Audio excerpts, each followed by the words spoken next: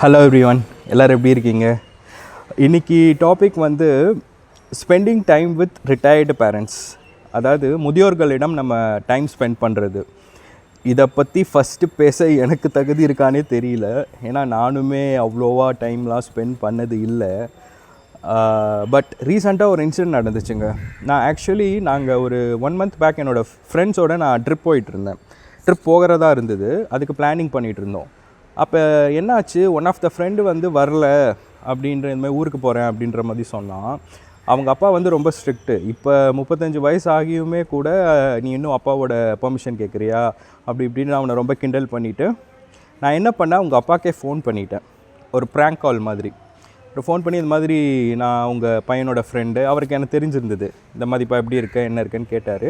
நான் ஃபஸ்ட்டு ஒரு 5 நிமிஷம் பேச ஆரம்பித்தேன். அவன் திருப்பதி போகிறானா, அது நீங்கள் சொல்கிறனால தான் வந்து அவன் அதுக்கு போகணும், எங்களோட வராமல் அவாய்ட் பண்ணுறான், கொஞ்சம் அலோவ் பண்ணுங்க அங்கிள்னு சும்மா நான் ஆரம்பித்தேன் அந்த டாப்பிக்கு. கடைசியில் பார்த்தீங்கன்னா அந்த அங்கிள் வந்து என்கிட்ட பேசுகிறாரு, ஜென்ரலாக பேசுகிறாரு, நீ என்ன பண்ணுற ஏது என்னன்னு. நானும் அதுக்கு ஈடு கொடுத்து பதில் சொல்லிகிட்ருக்கேன். ஒரு பாயிண்ட்டுக்கு மேலே பார்த்தா அவர் ஆல்மோஸ்ட் அவர் லைஃபோட என்டையர் திங் சொல்ல ஆரம்பிச்சிட்டாரு. நான் ஜஸ்ட் லிசன் மட்டும்தான் பண்ணேன். நான் ஒரு டாபிக் பேச போய் அவர் பார்த்திங்கன்னா நான் என்ன பண்ணுறேன், என் லைஃப் எப்படி இருக்குது, வீடு வாங்கினேன்னா எங்கே வேலை பார்க்குறேன் அப்படி ஆரம்பித்து அவரோட பசங்களை பற்றி சொல்கிறது, அவங்க என்னெல்லாம் பண்ணுறாங்க, அவங்களுக்கு என்னென்ன ப்ராப்பர்ட்டி வாங்கி வச்சுருக்கேன், நான் வந்து எவ்வளோ ஹாப்பியாக இருக்கேன், நான் வந்து என்னெல்லாம் பண்ணுறேன் அப்படின்னு ஒரு 20 நிமிஷம் நாங்கள் பேசணும் அந்த கால். நான் எதிர்பார்க்கவே இல்லை. நான் சும்மா ஒரு 2 நிமிஷம் பேசிவிட்டு என் வேலையை போகலான்னு போனேன். அப்புறம் பார்த்தா ஒரு 20 மினிட்ஸ் பேசுகிறாரு. அதுக்கப்புறம் ட்ரிப்புக்கு என் ஃப்ரெண்டு வந்தான். அவன்கிட்ட சொன்னேன் இந்த மாதிரிடானோடனே, உன்னை யார் அவருக்கு பேச சொன்னால், அவர் அப்படி தான் பேசுவார் அப்படின்னா.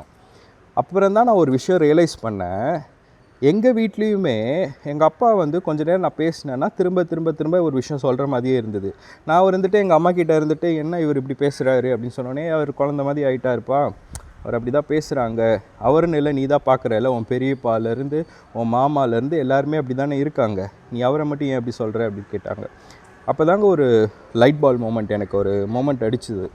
என்னென்னா, நம்ம சின்ன வயசில் குழந்தையாக இருக்கிறப்போ ஒரே கேள்வி எத்தனை தடவை அவங்ககிட்ட கேட்டிருப்போம், ஒரே விஷயத்தை எத்தனை தடவை அவங்ககிட்ட பேசியிருப்போம். அப்போல்லாம் அவங்க எவ்வளோ பொறுமையாக நமக்கு சொல்லி கொடுத்துருக்காங்க. இப்போது நீங்கள் ஒரு மிடில் ஏஜ் பர்சனாக இருக்கீங்க, 30 to 35 to 40. இன்ஃபேக்ட் நீங்கள் தான் இப்போ ஃபேமிலியை லீட் பண்ணுறீங்க. அப்போது உங்கள் பேரண்ட்ஸ் வந்து 60s to 70s, even 70s ப்ளஸில் கூட இருப்பாங்க. அவங்க வந்து பேசுகிறப்போ ரிப்பீட்டடாக ஒரு விஷயம் பேசுகிறாங்க. ஏன்னா அவங்களுக்கு பார்த்திங்கன்னா ஃப்ரெண்ட்ஸோட பெருசாக இப்போ டச் இருப்பாங்க 1-2 பேர்.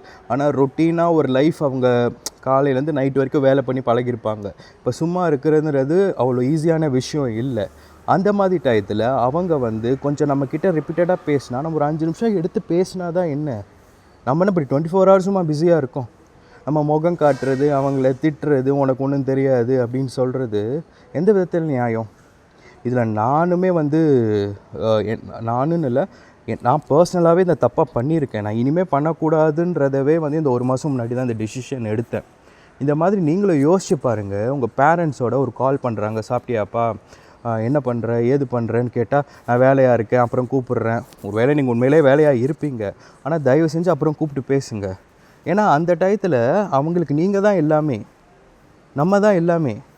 அப்படி இருக்கிறப்போ நம்ம உட்காந்துட்டு நம்ம ப்ரைம் டைமில் இருக்கோன்றதுக்காக நம்ம ஒரு ஆட்டிடியூட் திமிரு காட்டிட்டு அவங்கள வந்து லேசாக பார்க்குற மாதிரி, இன்றைக்கி நான் வந்து இவ்வளோ தெளிவாக இந்த கேமரா முன்னாடி இப்படி பேசுகிறேன்னா, எங்கள் அப்பா அம்மா கொடுத்த சாப்பாடு, படிப்பு, நல்லொழுக்கம், இந்த மாதிரி விஷயங்கள்லாம் சேர்ந்து தானே நான் ஃபார்ம் ஆகியிருக்கேன். அதே மாதிரி நீங்களும் ஃபார்ம் ஆகிருப்பீங்க. அவங்களவே நம்ம திட்டுறதோ இல்லை ஏதோ ஒரு மனக்கசப்பு, எனக்கும் என் பேரண்ட்ஸுக்குமே நிறைய மிஸ் அண்டர்ஸ்டாண்டிங் வந்திருக்கு. இதுலன்னு சொல்ல, இப்போ உங்கள் வீட்டு அப்பா அம்மா தான் கிடையாது, சிலர் உங்களை மாமா வளர்த்துருப்பாங்க, சிலர் உங்கள் தாத்தா வளர்த்துருப்பாங்க. யாராக இருந்தாலும் டைம் ஸ்பெண்ட் பண்ணுங்கள், அவங்களோடையும் பேசுங்க. அவங்க ரிப்பீட் பண்ணால் அதை வந்து ரொம்ப பெரிய விஷயமாக எடுத்துக்காமல் அவங்களோட டைம் ஸ்பெண்ட் பண்ணுங்கள். இது வந்து அவங்களுக்கு ஒரு ஹாப்பி ஹார்மோன்ஸும் சுரங்கும், உங்களுக்கும் ஒரு சாட்டிஸ்ஃபைட் ஃபீல் தரும். அதனால தான் இதை சொல்லலாம்னு நினச்சேன் இந்த டாபிக். இன்றைக்கி சீக்கிரமே நான் இன்னொரு நல்ல டாப்பிக்கோடு சந்திக்கிறேன். Until then, by.